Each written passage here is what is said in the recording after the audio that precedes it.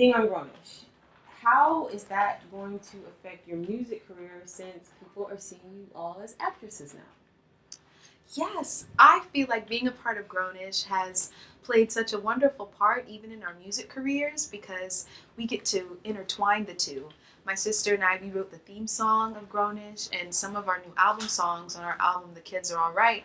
If you watch the season, you'll be able to find little gems here and there. So we're just really grateful to Kenya Barris and the entire crew of Grownish. We love playing Jaslyn and Skylar, the feisty track twins. It's super fun because we feel like they're almost like our alter egos, and we can, channel whatever is built up inside through them. So that's really fun. Do you feel or ever have any trepidation about losing your kid fan base as you transition and you all are becoming more Grownish? That something that we're always excited about is growing as artists. And, we're at the moment in our lives where we're always taking steps forward. And, right now I'm 17, I'm almost 18, Chloe's 19, almost 20. And so we're at that transition into our lives. We're transitioning into young women. And so I feel like that's gonna come out in our music because we're true to our music and we're telling our true stories through our music.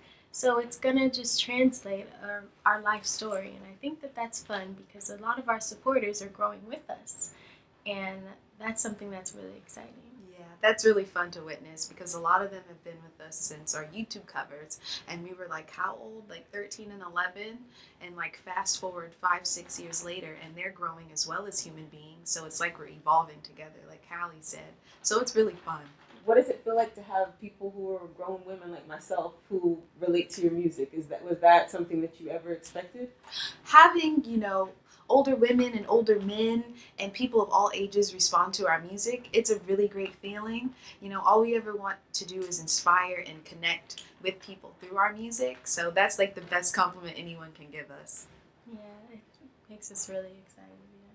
How would you describe your evolution musically from where you were on YouTube doing covers to where you are now? Yes, I would definitely describe our evolution musically as a fun process of self-discovery.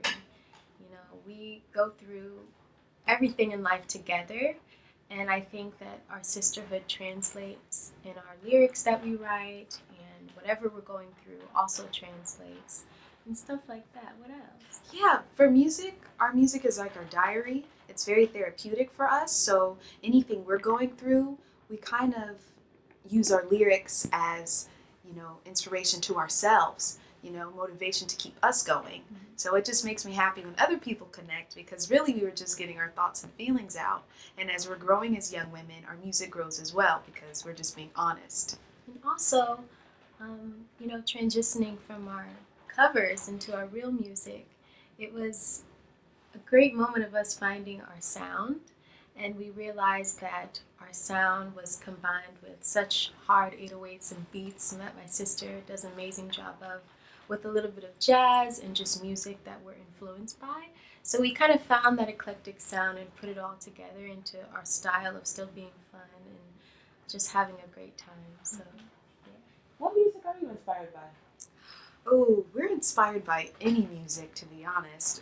Right now, I'm really loving Imogen Heap and Meryl Garbus and Tune Yards, and I'm getting into this band called Brockhampton. I think they're really cool.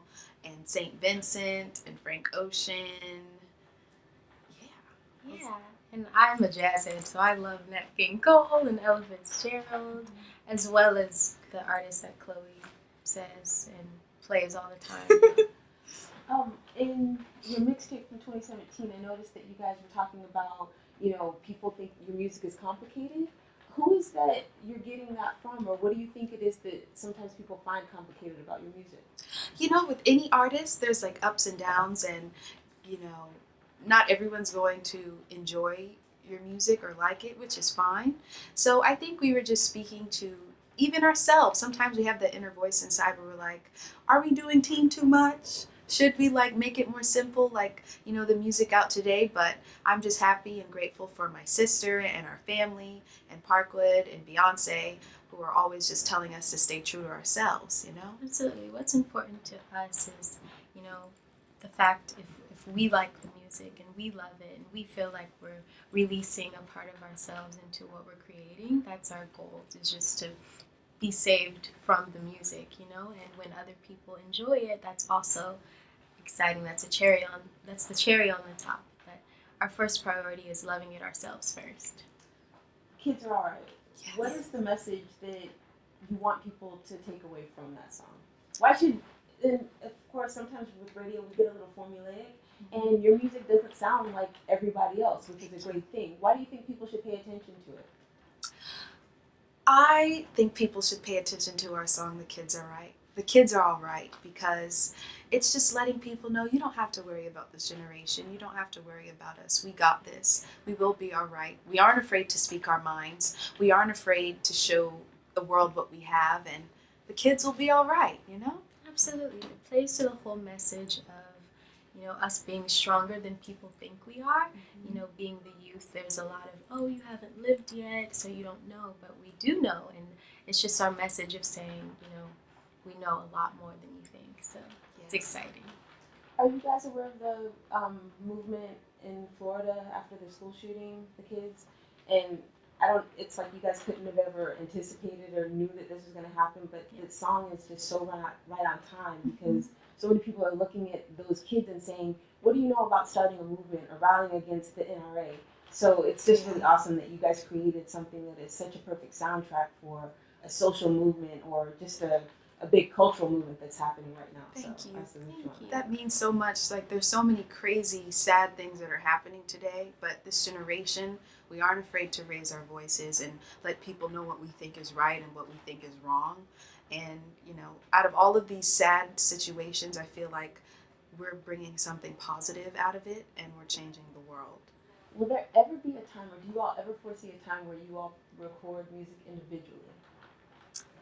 Right now, I don't see that at all. But, you know, what I love working with my sister is that she brings something different to the table and I bring something different to the table. And when it comes together, it brings a sound I've never personally really heard before. And I always feel like two heads are better than one. Absolutely. And I feel that whatever step we go through in life, my sister is always with me. I feel like I'm always taking experiences that I've learned from her with me wherever we go. So we're always have parts of each other. Yeah. What's it been like playing twins since you're not? Playing twins on Grownish has been so much fun. I always feel like we're twins already, my sister and I, because we're best friends. We have that twin mentality. We're always speaking at the same time, randomly. And that was easy to translate into Jasmine and Skylar. The only thing different with those girls that we play is that they're so sassy and so feisty.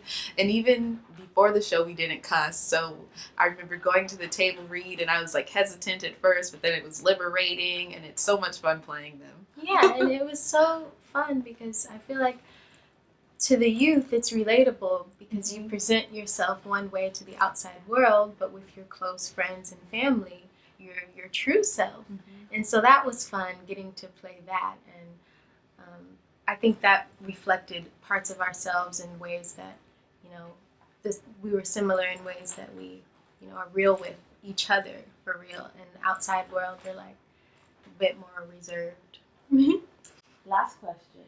Which radio personality or personalities have had an impact on you? So growing up in Atlanta, we would always listen to Frank and Wanda in the morning. Yeah. And I remember just driving in the car with our parents, and we'd always hear these really great soulful songs. And then it's 6 o'clock. Turn to Greg Street. It's like a part of our childhood. Yeah. And then Monica did like the jingle for it. Yes. For Frank Ski. So yeah. That's good. Do you guys still have a chance to listen to radio? Because I know a lot of times people say that people your age don't listen to radio. Do you guys still listen to radio? We do, yes. We always listen to radio. My sister here is an amazing driver, so when we're riding around town, we listen to amazing music.